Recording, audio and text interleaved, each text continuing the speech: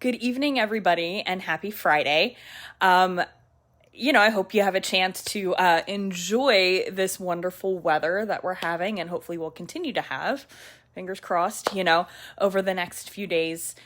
So I wanted to jump on quickly and just touch on some other aspects of care with dementia. The other day I was talking about hydration issues and possible Fraser-free water protocol and things like that for people who are currently living with dementia. But another huge challenge for caregivers is getting enough nutritional intake into our patients with dementia. And unfortunately, as dementia progresses, people may develop dysphagia or swallowing issues, and may require an altered diet. And unfortunately, the type of food that they're able to have may not really look like what they're used to, right? And we know patients with dementia, as it progresses, are very concrete, right? They need things to look how they should. An altered diet is pretty abstract for somebody with any type of cognitive impairment, regardless of the source.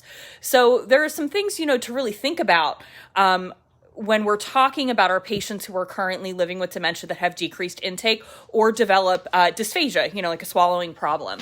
And, it's a really tough thing to navigate.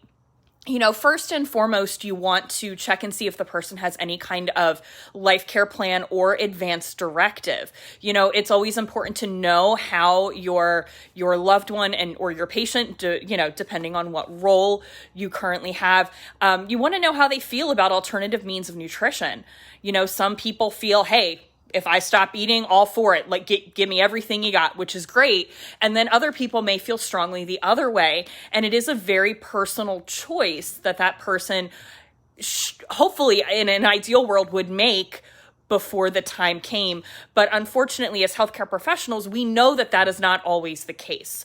So as a speech and language pathologist or caregiver, what do you do when your person with dementia stops eating or their intake diminishes?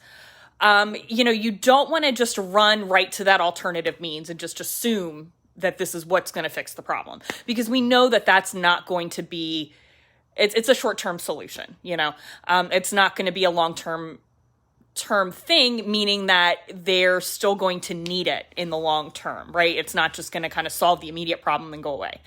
So the first thing you want to consider, and I actually learned a lot of these points from Amanda Santarlis, our wonderful presenter, our wonderful dysphagia presenter, and we want to look at our eating behavior and why we eat and kind of what drives us to eat and what our food preferences are and what our tastes are and what really our favorite things are.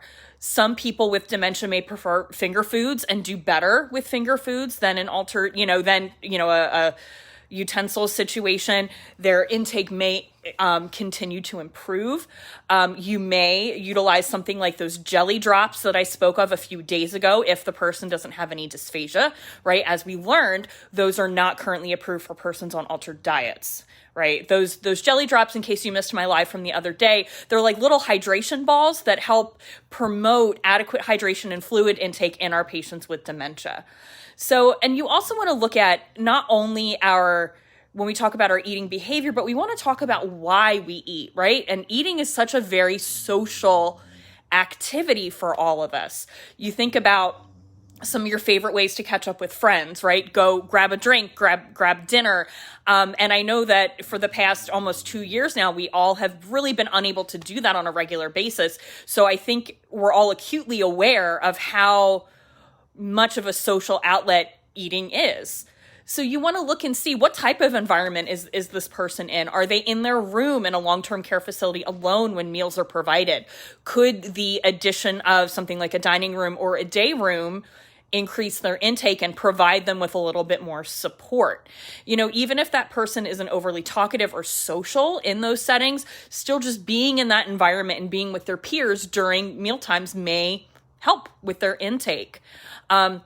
It's also important to remember that as we get older, our tastes can change and our favorite foods may no longer be our favorite foods anymore.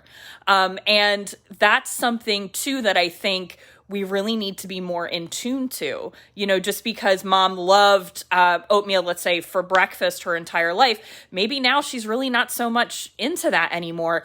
Or maybe her taste buds aren't as sharp as they used to be, and she needs things to be a little bit sweeter and a little bit more flavorful to promote that intake and promote that wantingness to eat.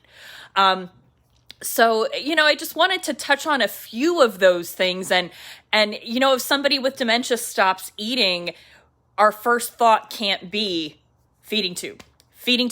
Like, there's so many other moving parts to that decision that we need to consider and that we need to educate our patients' families on and empower the families of our patients to make informed, educated decisions with the patient's wishes in mind.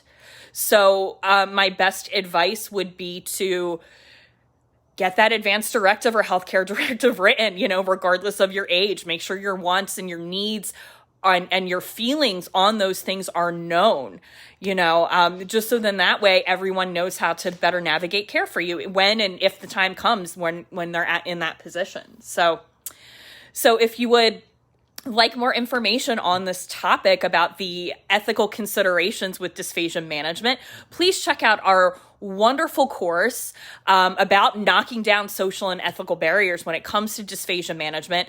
And Amanda really breaks down and really talks about a lot of these wonderful things and things that you can do as the clinician to help promote functional intake and empower our caregivers.